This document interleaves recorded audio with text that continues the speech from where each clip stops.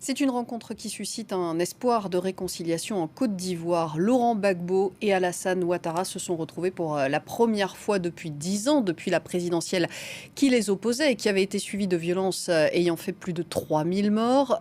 Accolade chaleureuse entre les deux hommes, vous le voyez. Laurent Gbagbo a appelé ensuite à la libération des prisonniers de la crise de 2010-2011, une crise qui est derrière nous, a dit Alassane Ouattara. On va en parler avec Gauthier Ribinski, avec moi sur ce plateau.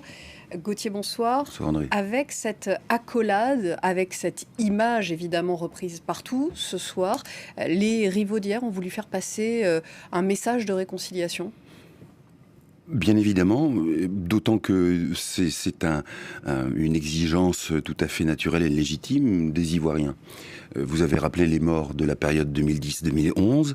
Rappelons aussi que la décennie précédente de 2000 à 2010, quand Laurent Gbagbo était au pouvoir, a été marquée aussi par bon nombre de disparitions, de tortures, de viols.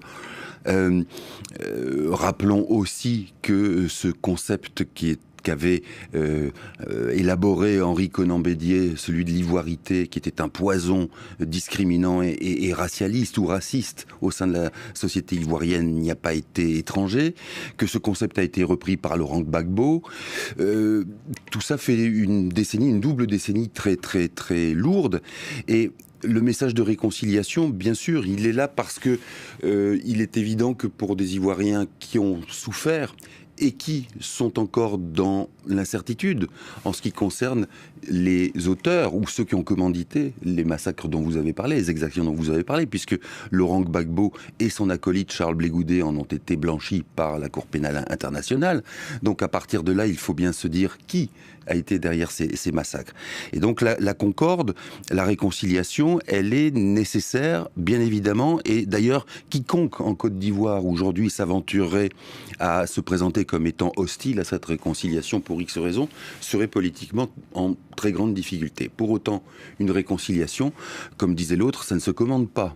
Il faut qu'il y ait quelque chose, il faut qu'il y ait un contenu dans le panier de la dot, c'est-à-dire que, par exemple, ce que nous venons d'évoquer, c'est-à-dire la question de savoir qui a été à l'origine de la commande dite de ces massacres, eh bien, ça fait partie de la réconciliation, c'est-à-dire établir les faits, établir les responsabilités d'un camp, de l'autre ou des deux, mais on ne peut pas faire l'économie dans une circonstance pareille de ce genre d'introspection et même d'enquête.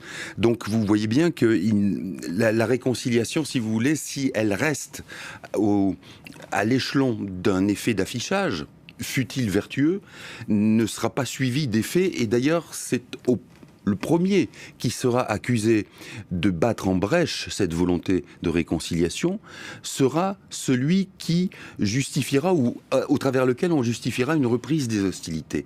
Je m'explique, si cette réconciliation a un contenu, il est plus difficile de contester les choses, mais quand simplement on se bat à coup de finalement de slogans, cette fameuse réconciliation, eh bien on est absolument pas à l'abri d'une reprise de ce que la Côte d'Ivoire a connu. Et d'ailleurs, dans les années, on parlait tout à l'heure de la décennie 2000-2010, dans les années 2004, il y a eu des tentatives de réconciliation nationale qui ont été, là encore, affichées et montrées comme étant exemplaires.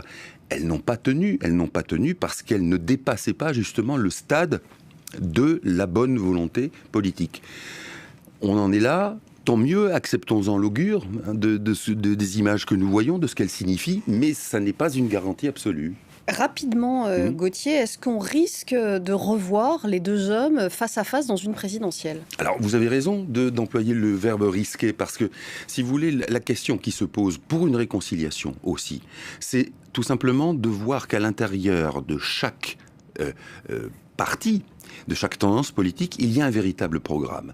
Or, aujourd'hui, et ça ne date pas d'aujourd'hui, mais en Côte d'Ivoire, vous avez le sentiment que les hommes qui sont là, que ça soit Laurent Gbagbo, Alassane Ouattara ou l'ancien président Henri Konan Bédier, sont en fait les représentants de leur propre écurie présidentielle, qui, justement, peuvent se livrer à des batailles quand elles sont verbales et politiques, tout va bien, mais quand ils sentent qu'il y a un intérêt à pousser les choses un peu plus loin, ça peut aller en dégénérant.